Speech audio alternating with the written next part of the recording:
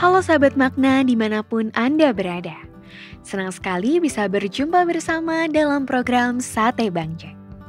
Mari kita mempersiapkan hati kita untuk duduk diam di hadapan Tuhan dan mendengarkan sabdanya. Bacaan hari ini diambil dari 1 Samuel pasal 17 ayat 45.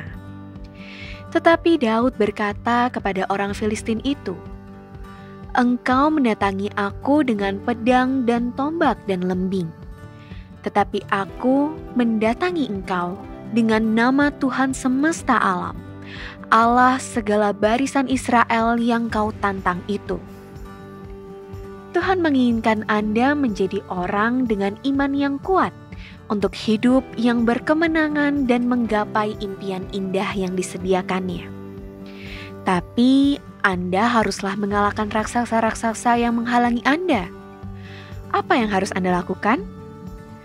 Sebelum Daud mengalahkan Goliat secara fisik, Daud terlebih dahulu harus mengalahkan raksasa-raksasa mental psikologis yang menghadangnya, seperti keraguan, kecil hati, celaan, dan penundaan. Raksasa mental psikologis ini harus dikalahkan sebelum Anda bisa mengalahkan Goliat secara fisik. Ada beberapa hal yang perlu kita ingat bila kita ingin beriman kuat menggapai impian yang Tuhan berikan.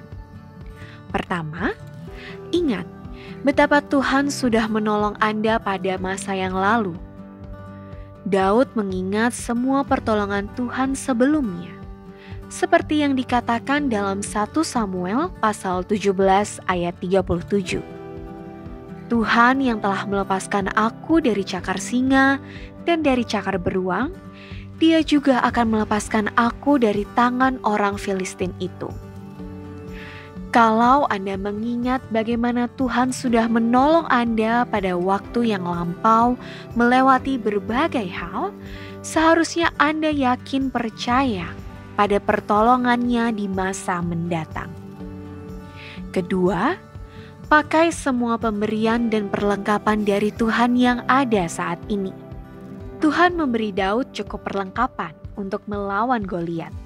Sehingga ketika Saul memberi senjatanya, ia menolak seperti tertulis dalam 1 Samuel pasal 17 ayat 38 sampai dengan 40. Saul mengenakan baju perangnya kepada Daud. Ditaruhnya ketopong tembaga di kepalanya dan dikenakannya baju siarah kepadanya.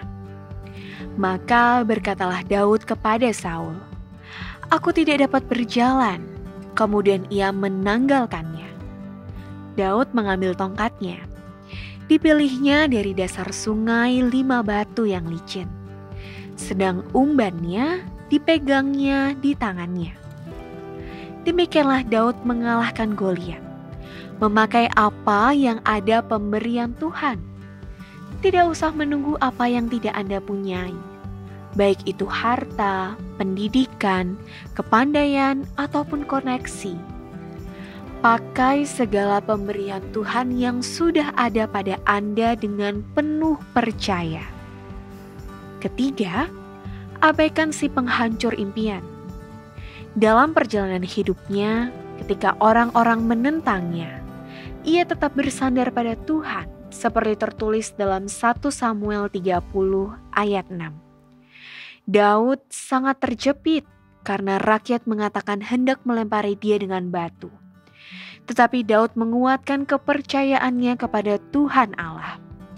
Menguatkan diri Anda tidak sekedar mempunyai pikiran dan sikap positif, tetapi memantapkan landasan iman percaya pada Tuhan dalam kekuatan dan anugerah-Nya.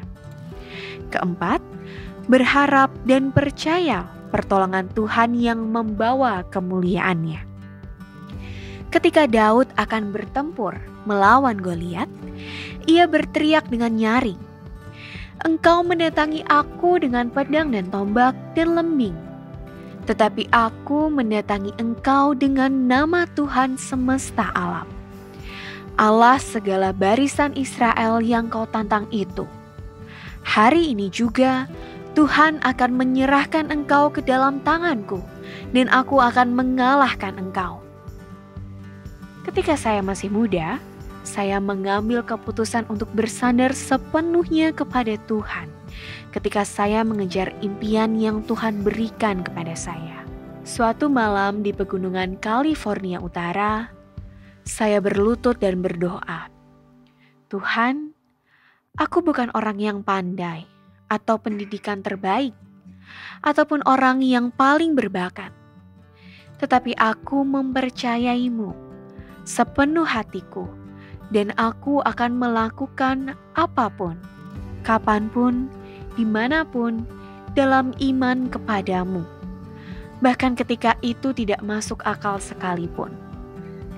Dan betapa perjalanan hidup saya menunjukkan penyertaannya yang melebihi yang bisa saya pikirkan.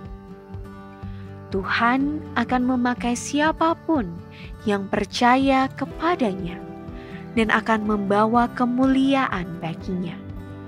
Bukan karena siapa saya, siapa Anda, melainkan karena Dia. Not because who you are, but because who He is. Tuhan memberkati.